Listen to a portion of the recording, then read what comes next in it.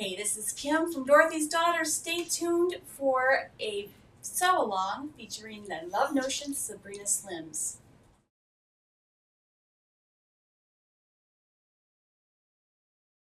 Hi, this is Kim from Dorothy's Daughter. Welcome to my channel. If you are looking to take your sewing to the next level, you're in the right place. So today I have a little bit of a sew-along featuring the Sabrina Slims by Love Notions. What a great pattern. It's probably my favorite knit pant pattern. It has so many great features, and what I decided to do this time was to make them into stretch jeans. As we eagerly await the Love Notions jeans pattern, I thought this would be a great tide over. So here are my pictures of my pair. I was quite happy with the fit this time, and I had to do a complete fitting again since I've lost weight. But I now have a pair of jeans that fit me really nicely.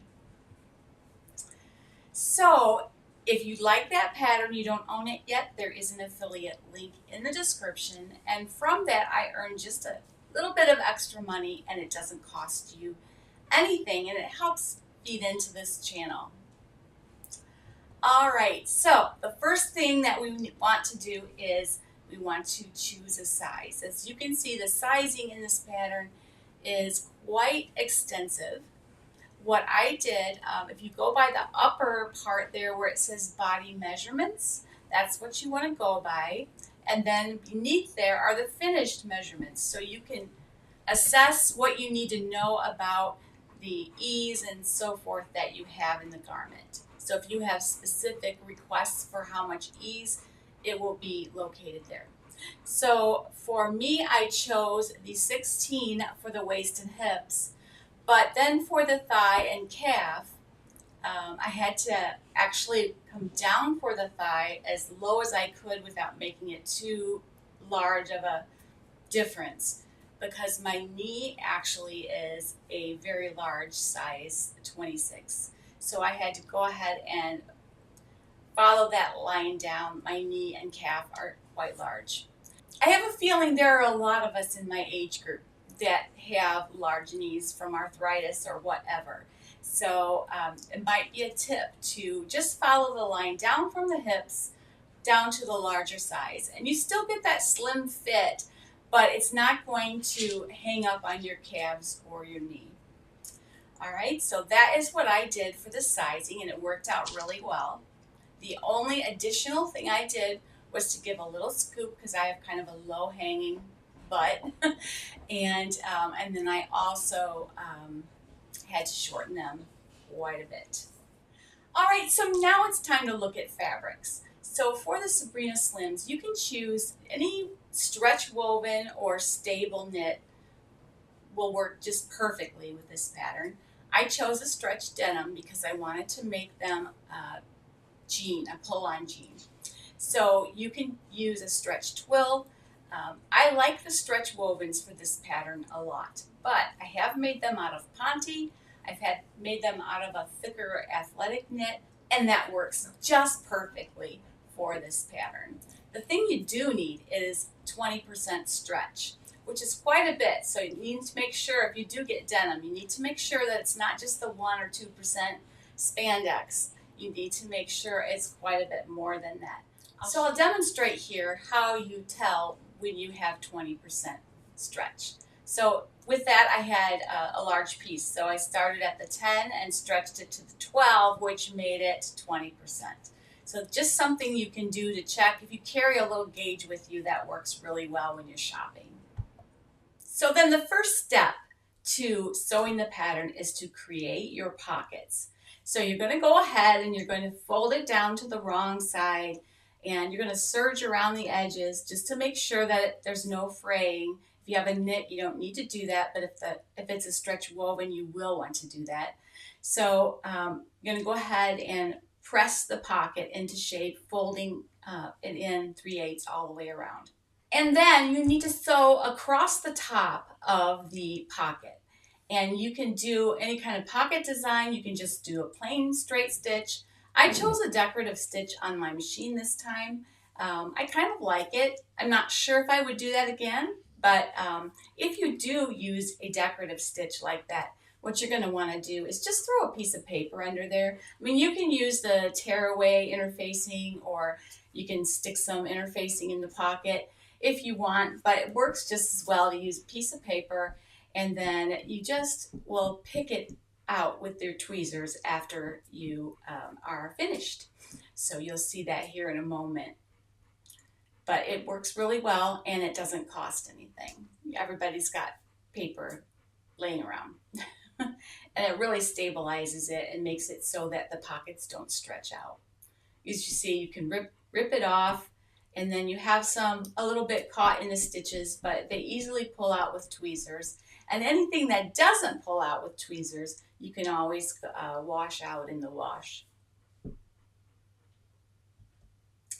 All right, then you place your pockets between the markings that you have transferred from your pattern onto the fabric.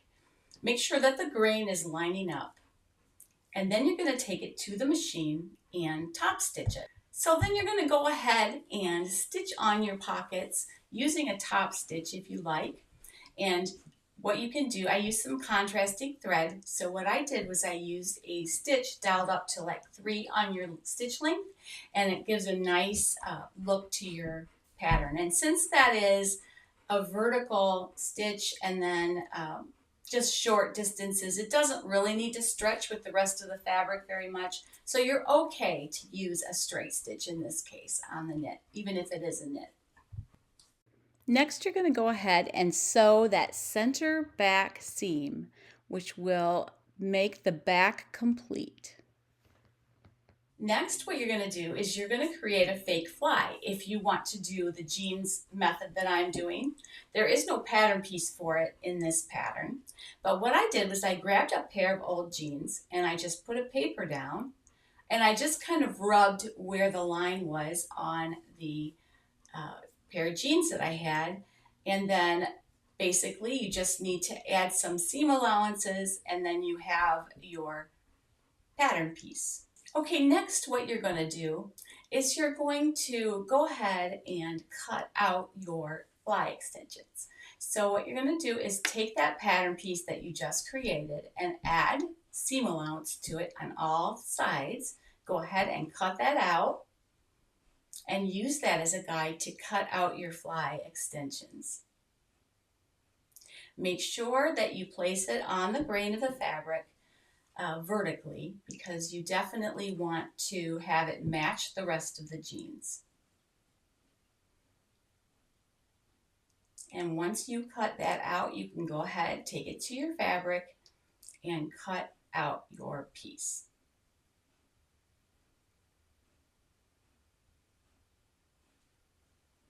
I showed myself putting it on a fold here, but you don't need to do that. I was just conserving fabric. So go ahead and cut that out. All right, next you're going to sew those fly extensions onto each of the 2 front pieces. So you're just going to take one of the ones that you just cut out, line it up like that, and you're going to go ahead and sew that in a 3/8 inch seam. Then what you're going to want to do is sew your center front seam. As I was going along, my camera wasn't on while I actually sewed it, but you can see that it's just basically around the fly and then down through the crotch. And that constructs your center front. Next, what you're going to want to do is top stitch that fly. So you're going to go ahead and take the pattern piece and just draw your top stitching as desired on there. What you can do is just cut off the seam allowance, and then you can use that to draw on the top stitching. And go ahead and just top stitch it with your contrasting thread very slowly and carefully, and you'll have a really nice looking pair of pants.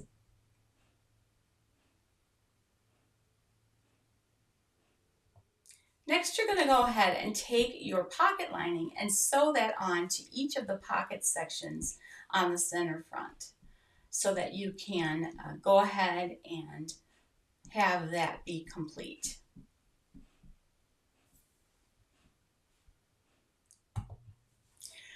Just a little step away from the sew along here for a moment to just ask you that if you like what you're seeing here, go ahead and give us a like, or even better yet, hit that subscribe button down below and you'll never miss another video. All right, so now what we're going to do is attach the pocket bag, and that is on the bottom. So you're going to go ahead and do that. Then what you're going to do is go ahead and stitch your inseams and your side seams, which I did not show on camera, but go ahead and do that. Whether you use a serger or a sewing machine, it doesn't matter. Of course, if you're using a woven, you want to finish those seams somehow so that they don't fray. All right, now you're going to construct the waistband. So you're going to go ahead and sew that center back seam on both the waistband and the waistband lining.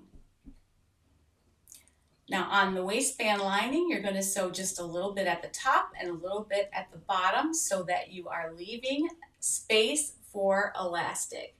As you can see there, I left a space. All right. So now you're going to go ahead and sew those two sections together. You're going to go ahead and turn one right side out, one inside out, and go ahead and slip that inside the other one. And sew them at the top. Taking care that the smallest part is the top of the waistband. The largest part attaches to the jeans themselves.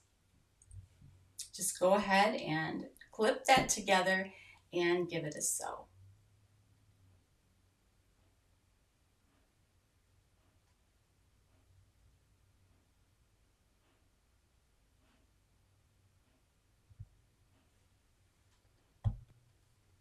All right, next you're going to understitch the waistband. So you're going to, toward the lining, you're just going to go ahead and catch both the seam allowance and the lining so that the lining will turn into the inside of the body of the fabric.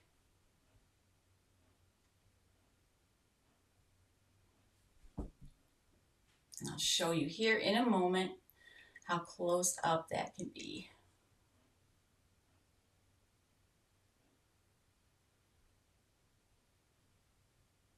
It really helps it to lay flat when you do that.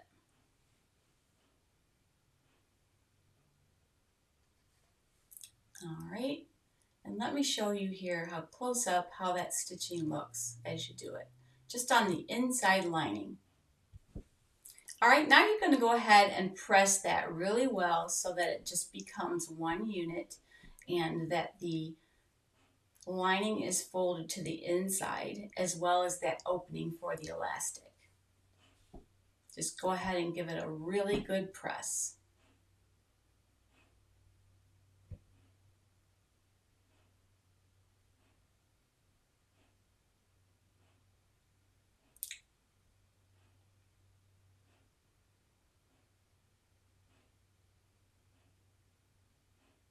And now you're going to go ahead and sew the waistband on to the jean. All right, next what you're going to do is you're going to go ahead and insert your elastic right into that opening.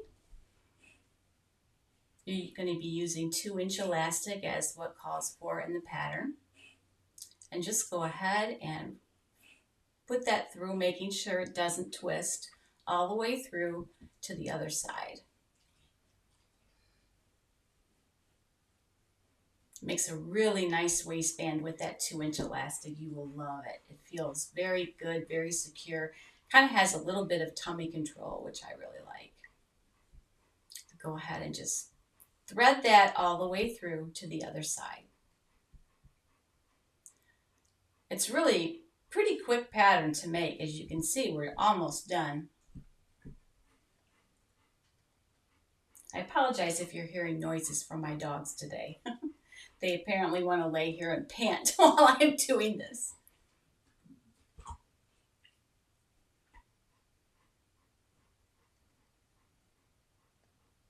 What you're going to do then is you're going to sew those two ends together. Using some kind of a zigzag stitch would be best so that it's nice and secure.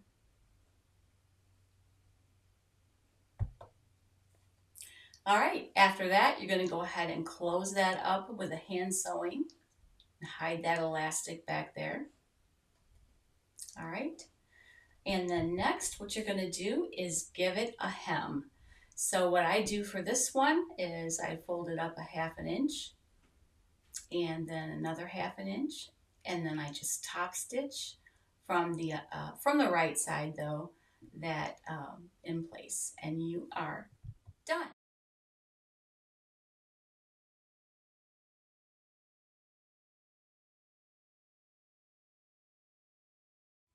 If you make your own Sabrina Slims, go ahead and upload them to our Facebook group, which is at Dorothy's Daughter Community on Facebook. We would love to have you join us. We're a community of about 2,000 plus strong, and everybody helps everybody. So it's a wonderful place to get help and just good positive fellowship all the way around. All right. So anyway, I hope you all have a wonderful Saturday, and we'll see you soon. We will be having our 4 o'clock Thursday chat this week. Take care and happy sewing.